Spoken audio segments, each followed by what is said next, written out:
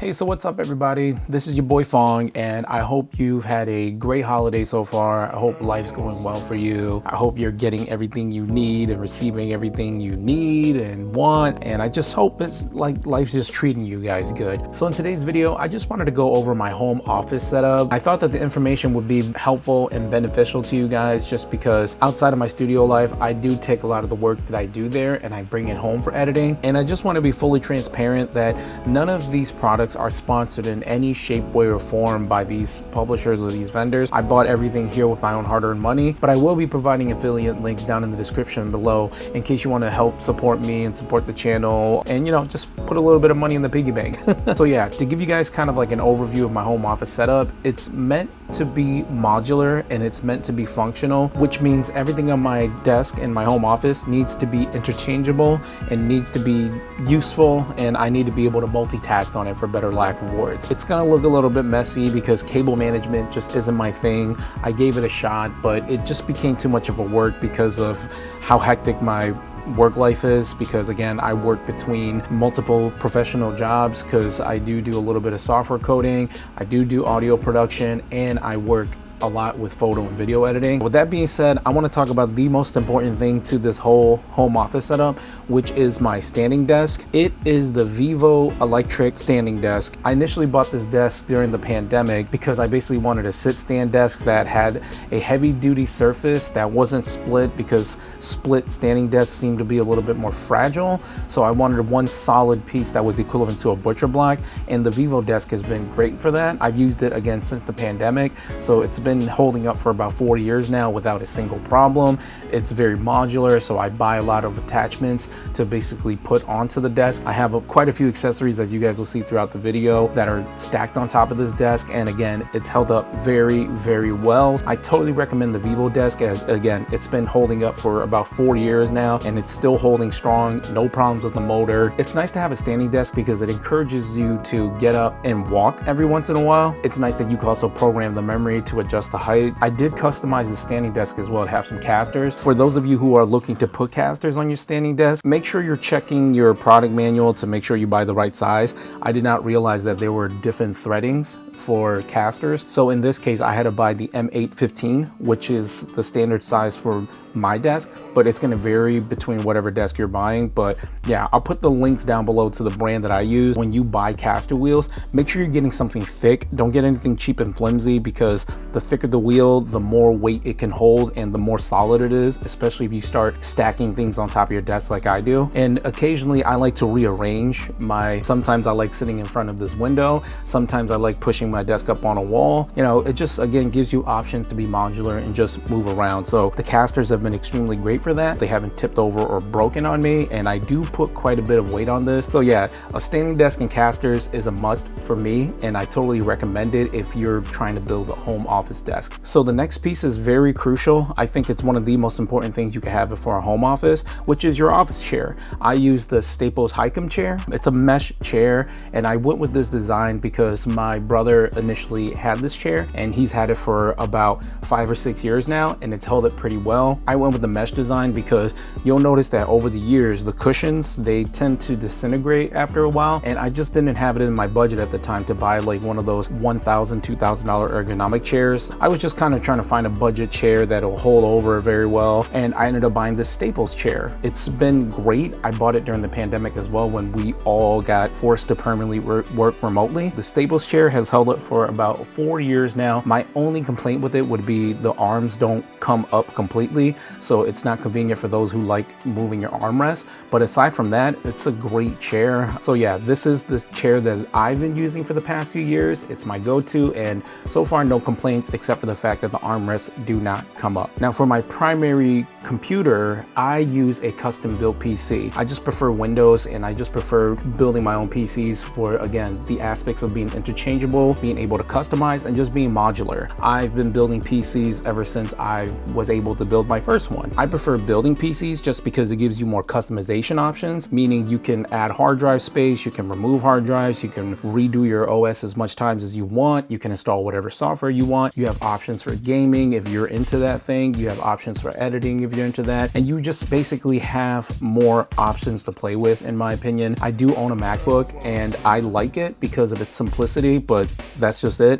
It's made for people who I think just prefer a more basic layout, who don't want a lot of customizations and who want just a streamlined OS. Custom PC is the way to go. I can't really dictate how you build a PC because it really comes down to your budget and how experimental you really want to be and your expertise. But I will list the parts down below so you guys have a general idea of what my PC rig is built like. So with my PC, I also use a 32-inch monitor by Gigabyte. I went with the 32-inch model because I wanted something bigger so that way I can blow up the videos that I'm editing and truly see what it's like. I wanted something that was in the middle of color accuracy, but obviously a little bit of gaming too, because again, I do dabble in some gaming and I've never personally bought a high refresh monitor, so I figured why not give it a shot. And I wanted something that I can future-proof too with the HDMI ports. So I ironically bought this monitor because it had HDMI 2.1 built into it, so that way I can hook up my PlayStation 5 to it if I wanted to game down here and let my wife have the TV. Again, the primary reason for buying it was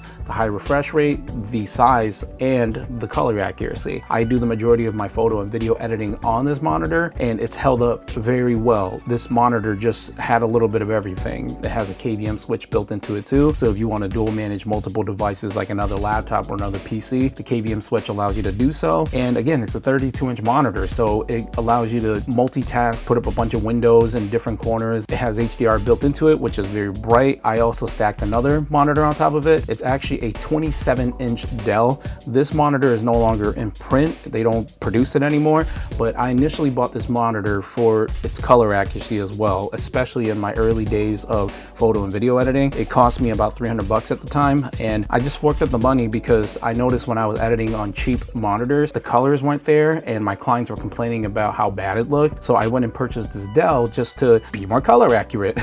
And I know I say those words a lot, but in the media production world, when you're creating content, editing is everything. So you want to make sure that the source that you're editing, whether it's photo or video, is as accurate as possible to what you see and to what the clients see, if that makes sense. But yeah, even though this monitor is out of production, Dell does make quite a few monitors similar to this, and I believe there's also some Asus monitors out there that are really cool, so it's something that I'm looking to buy too. But yeah, if you're looking for monitors and you're into content production, get something that is as color accurate as possible, as it's going to help you just do better work. And you'll also notice that my monitors are stacked. To do this, I used a mount up monitor stand. It's also no longer in production. It's something that I got from Amazon, but I will list an alternative to a monitor stand that I wanted to get. This monitor arm is great because most of them don't go up high enough, so you can't really stack monitors on top of each other. This one has a longer pull, so it allows you to slide the arm up to the very top of the pole, and it's held up a 27-inch monitor very well, as you can see here. And I like to stack my monitors up this way because it allows me to just compare my editing from one screen to another,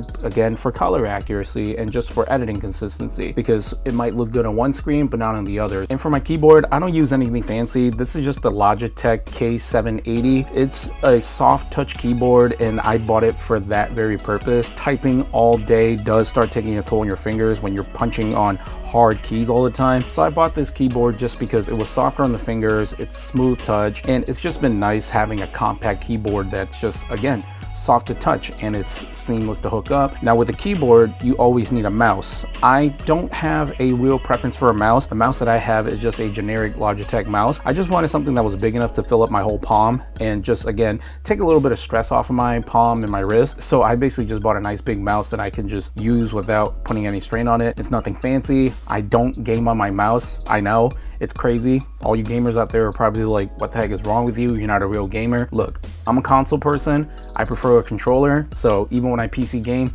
if it doesn't have a controller, I don't mess with it. When it comes to audio, I again have a background in audio production, so I do go a bit overkill on the audio production. These are things that you don't necessarily need, but for me, it's something that I prefer because I do video editing quite a bit and I still dabble in audio production every once in a while. This is stuff that you don't need, but if you want to get into audio production, these are things that I do recommend. So first off, my pair of go-to speakers are the KRK RP5s. They have quite a few 5-inch models, but these are the ones that I prefer. I'll put it down in the links below. KRK has always been my go-to brand when it comes to audio production, especially with their studio monitors. They're very accurate. I've done audio productions that are out in streaming services and for professional recording and use KRK for everything. So these are my go-to monitors when I edit at home. For audio interface, I have a Roland Quad Capture. It is also out of production, but I bought it at the time. It was about like $400, but I always loved Roland as a brand. I think they make amazing products and the sound is really good. And I bought this audio interface strictly for the preamp. When it comes to vocals and it comes to audio recording, your preamps are everything because they all have unique characteristics to it. And I know it's a bit overkill, but if you want to just record audio, I do recommend something like the M Audio M-Track Duo. M Audio is another good brand. They actually made the first audio interface that I ever bought. That is the interface I recommend if you're looking to spend less than $100 on an audio interface for just basic recording. And obviously you need cables, right? So I just use, as crazy as it sounds, I use very basic cables. I know all you audiophiles out there are gonna go after me for not using expensive cables, but I think it's overrated. I've had these cables for over a decade. Since I started doing audio production, they've held up. Like, I still have the same set of XLR cables, as crazy as it sounds. And those XLR cables are from Monoprice and from Amazon. Again, I've had these for over a decade and they still hold up. So I have no reason to change brand. I'm using Monoprice and Amazon basic cables for my audio setup. So do with that what you will. Now, a key thing when it comes to any type of content production is storage. So I have a bunch of hard drives. Now, throughout the years, I have purchased quite a few amount of hard drives, but now I've just learned to consolidate. I want fewer drives and just getting the biggest amount of storage I can possible. So for my setup, I got a bunch of 16 terabyte server level hard drives where I just back up all of my content to whenever I'm done editing, just for safekeeping in case my clients need it down the road. For my primary hard drives, however, for like my operating systems, I do use M.2 SSDs.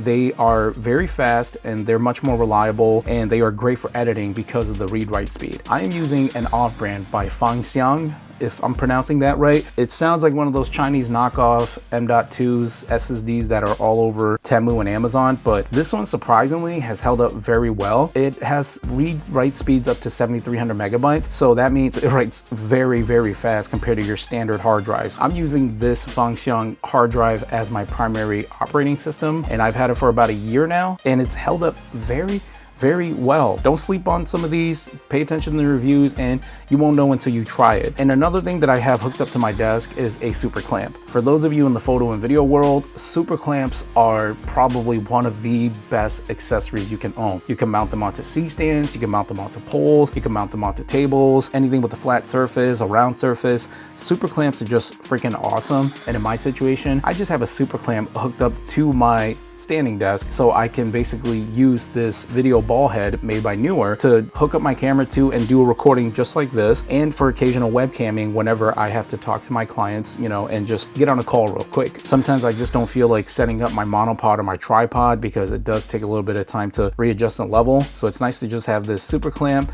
with this ball head, put a camera right on it, and just start recording videos like this. So yeah, I think I've kind of gone over everything that I use on a daily basis when it comes to working from home. I have quite a few more devices, electronics, and accessories that I dabble in, but they're things that maybe I'll save for another video and I don't think are as essential. But these are the things that I think are essential for a home office setup. Again, you don't have to purchase the exact stuff that I have. I'm not being sponsored. I'm not being told by any of these companies to present this equipment. These are just things that I preferably use that I've found out throughout the past few years have sped up my workflow. And it's one of those, you know, buy once and don't think twice type of purchases, because when I initially started building my home office desk, I cheaped out. I bought a lot of things that I was trying to cut corners on. I bought a regular desk instead of a standing one. I ended up tossing the regular desk and buying a standing desk. Then I had a small like 20-inch monitor that I ended up tossing out, replacing it with this 32-inch, and I ended up tossing a lot of that equipment that I initially bought and replacing it with stuff that I have used consistently for the past few years that have actually sped up my productivity. Being modular and interchangeable has really helped me out as well, because now it allows me to